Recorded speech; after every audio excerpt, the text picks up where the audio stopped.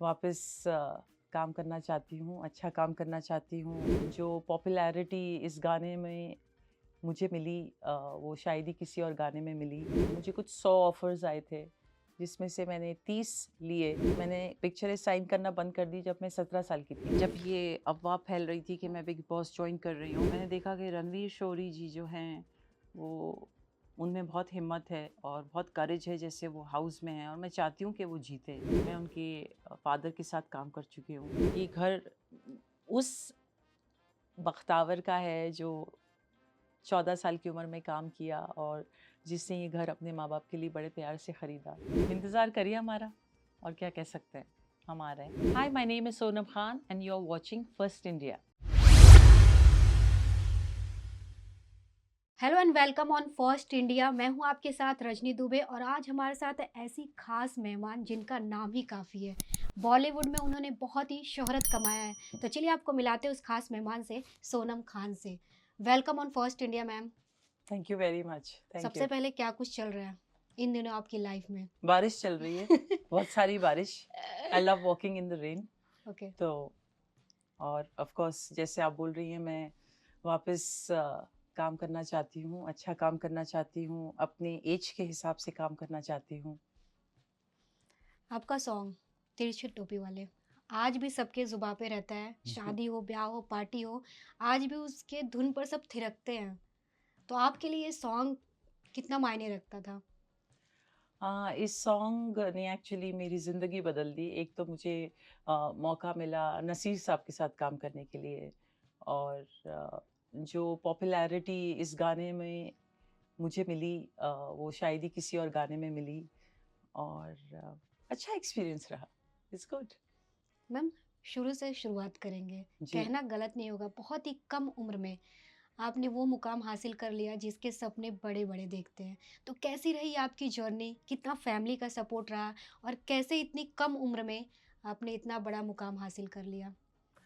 मैं actually actress कभी नहीं बनना चाहती थी, लेकिन मेरी फैमिली के कुछ हालात ऐसे थे विच उसकी वजह से मुझे काम करना पड़ा। जर्नी बहुत ही छोटी थी, लेकिन बहुत ही अच्छी थी, बहुत यादगार थी, यादगार है और यादगार रहेगी। आपने कम उम्र में बहुत शोहरत कमाई, फ़िल्मों की लाइन लगी थी आपके सामने। Yes, yes. लेकिन आपने फिर ब्रेक लेना क्यों सोचकर अपना सेटल होना सोचा?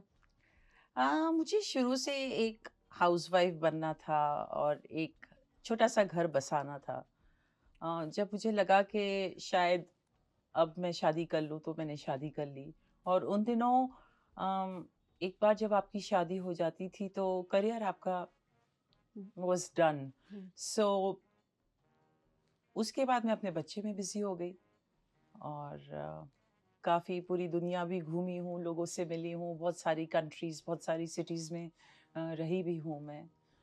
और जब यश चोपड़ा जी ने मुझे साइन किया था, तो मुझे कुछ 100 ऑफ़र्स आए थे, जिसमें से मैंने 30 लिए ऑफ़र्स। एंड जब तक मैंने रिटायर किया, मैंने पिक्चरें साइन करना बंद कर दी जब मैं 17 साल की थी, हुँ, हुँ।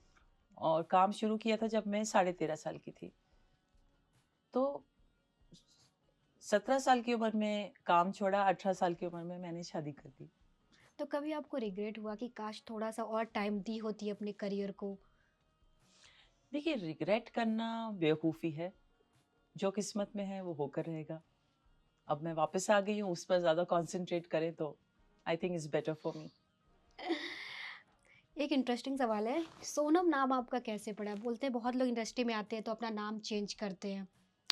मेरा नाम एक्चुअली बख्तावर खान है, हाँ। लेकिन यश चोपड़ा जी को ये नाम मेरे लिए बहुत बड़ा लगा, बख्तावर खान। हुँ, तो उन्होंने अनिल कपूर जी की जो बेटी है सोनम, हाँ। हुँ, उनका नाम उनको बहुत पसंद आया यश चोपड़ा जी को, तो उन्होंने डिसाइड किया कि मेरा नाम सोनम रखेंगे।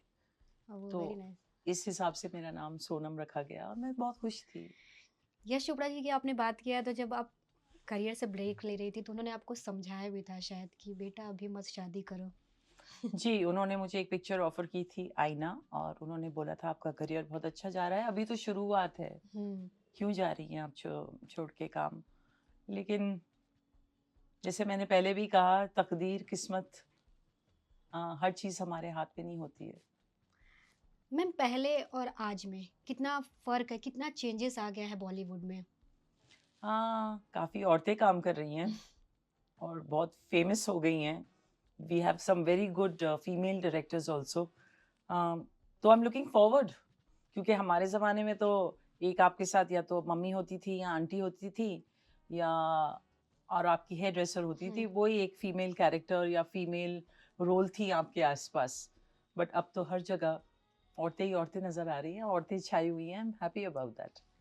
लेकिन पहले के जितने था इंडस्ट्री था तो कंप्लेन आती थी, सुनने मिलता था कि बोले जो मेल कैरेक्टर उनको वो ज़्यादा ऊपर रखा जाता था, फीमेल को कम।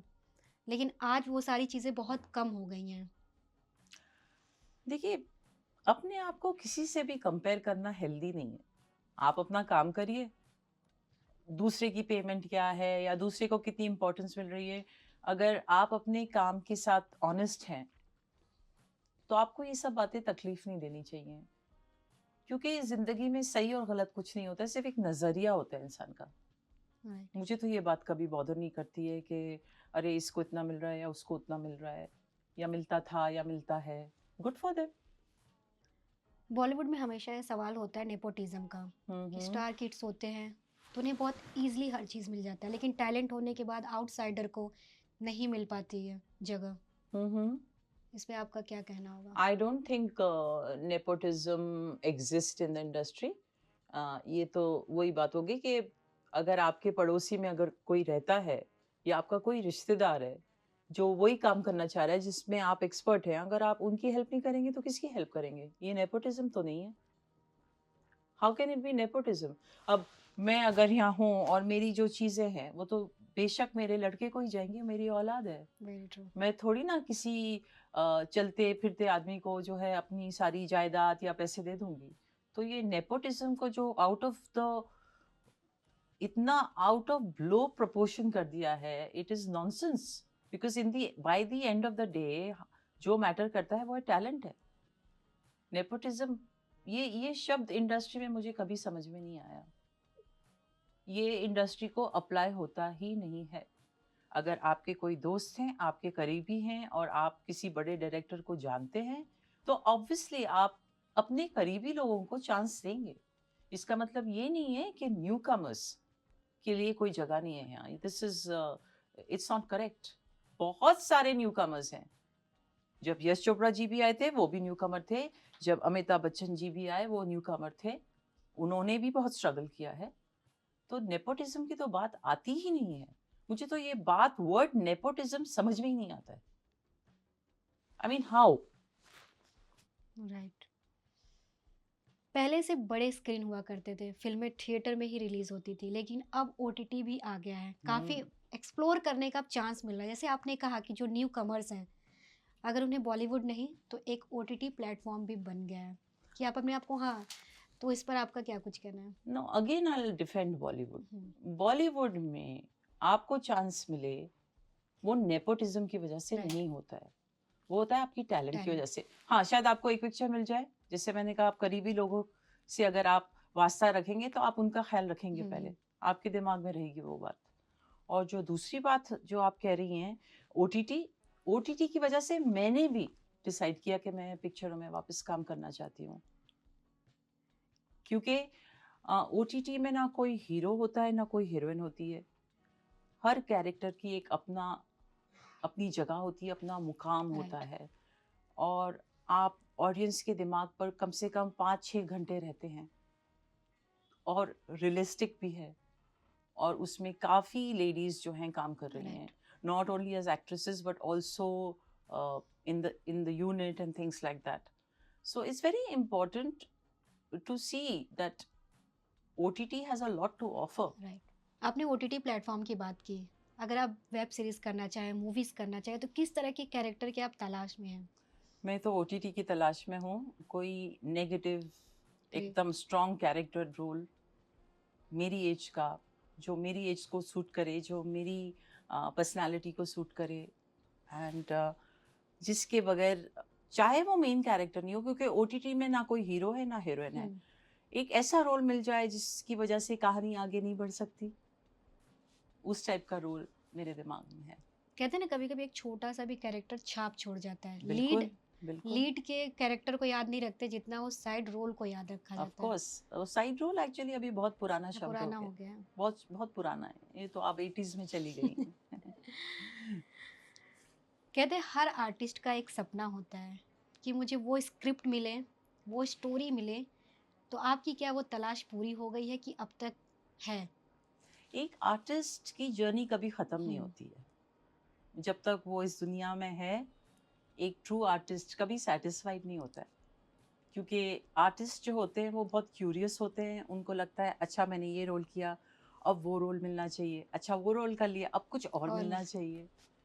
Okay. It is part of एक सीखने का और एक ग्रो करने का तरीका है मेरे हिसाब से। मैम आपसे जानना चाहेंगे किसके साथ आप स्क्रीन शेयर करना चाहेंगे? मैं आप सबके साथ स्क्रीन शेयर करना चाहूँगी। I would love to work with everybody. लेकिन अगर यंग जनरेशन की बात करें तो एक दो नाम तो जहन में होंगे ही आपके। मुझे नवाजुद्दीन सिद्दीकी साहब की एक्टिंग बहुत पसंद है, मुझे पंकज त्रिपाठी जी बहुत पसंद है, मुझे मनोज बाजपेयी जी बहुत पसंद हैं, और ये नाम बहुत बड़े हैं ओटीटी में। एंड मैं उनकी जो सीरीज़ हैं बहुत इंजॉय करती हूँ देखने के लिए। ये 3 मेरे बहुत फेवरेट ओटीटी के एक्टर्स हैं बेसिकली। Oh nice. ओटीटी की हम बात किए तो बिग बॉस सीजन 3 भी ओटीटी पे आ रहा है। हुँ। सुना गया था कि आपको भी अप्रोच किया गया था, तो आपने क्यों मना कर दिया? मुझे एक्चुअली ये सवाल मेरी टीम से पूछना पड़ेगा। मुझे इस बारे में एक्चुअली ज़्यादा कुछ पता नहीं है। लेकिन खबरें बहुत तेज़ी से आई थी कि आप आने वाली, काफ़ी ज़्यादा सब एक्साइटेड भी थे कि आपको देखेंगे। देखिए आगे क्या लिखा है किस्मत में, कुछ कह नहीं सकते। अच्छा, फ़ॉलो कर रही हैं बिग बॉस को? मैंने एक्चुअली जब ये अफ़वाह फैल रही थी कि हाँ। मैं बिग बॉस जॉइन कर रही हूँ, और जब स्टार्ट हुआ ओटीटी तो मैंने देखा हुँ। ओटीटी का big boss for about 15 minutes, और मैंने देखा कि रणवीर शोरी जी जो हैं वो, उनमें बहुत हिम्मत है और बहुत करेज है, जैसे वो हाउस में हैं, और मैं चाहती हूँ कि वो जीतें। मेरा पूरा सपोर्ट है उनको। उन्होंने इतनी अच्छी पिक्चरों में काम किया है, और जो भी मैंने 15 मिनट में देखा कि उन्होंने अपने आप को बड़ा संभाल के और बड़ी शांति से रखा है उस हाउस में। हुँ। एंड मैं उनके फादर के साथ काम कर चुकी हूँ। केडी शौरी जी एक प्रोड्यूसर हुआ करते थे, मैंने उनके साथ एक पिक्चर में काम किया था, लेकिन वो पिक्चर कभी रिलीज़ नहीं हुई। और रणवीर शौरी जी ने कितनी पिक्चरों में काम किया हुआ है, और सारी डिफरेंट काइंड ऑफ पिक्चर्स। लेकिन जब से वो घर के अंदर आए हैं, उन्होंने 1-2 बार थोड़ा-सा ऐसी बातों-बातों में कह दिया कि मुझे काम की तलाश है इसलिए मैं आया हूँ, मेरे पास काम नहीं है इसलिए मैं बिग बॉस में आया हूँ। और इसी चीज़ को लेकर कंटेस्टेंट को टॉन्ट भी करने लगे थे। आप क्या कह सकते हैं, जो रणवीर शौरी जी को सही लगता है वो वही बोलेंगे ना। और सही और गलत तो कुछ नहीं होता है, बस इंसान का नज़रिया होता है। जो उनको सही लगे वो सही है, जो उनको गलत लगे वो गलत है। हम कौन होते हैं उनको जज करने वाले। जितनी भी आपने झलकियाँ देखी हैं बिग बॉस की, तो आपको क्या लग रहा है सही कंटेस्टेंट नहीं, आए थे मैंने इस बार? सिर्फ 15 मिनट देखा, रणवीर शौरी जी को देखा बस मैंने। बस किसी और को नहीं। नहीं, बहुत जल्द बिग बॉस 18 भी आने वाला है टीवी वाला, तो अगर उसके लिए आपको अप्रोच किया गया जाएँगी आप? पता नहीं मुझे। बहुत एक्साइटेड हैं सब लोग आपको देखने के लिए। पता नहीं, उसके बारे में मैं कोई कमेंट नहीं कर सकती। ओके। अगर आपकी फैमिली की बात करें, तो कहते हैं ना कुछ सपने होते हैं फैमिली की, मेरी बेटी ये बने, लेकिन आप एक्ट्रेस बने। तो आपके मम्मी-पापा के क्या सपने थे कि आप क्या बने? हाँ, मैं एक्ट्रेस ही उनकी वजह से बनी। अच्छा। I had no choice.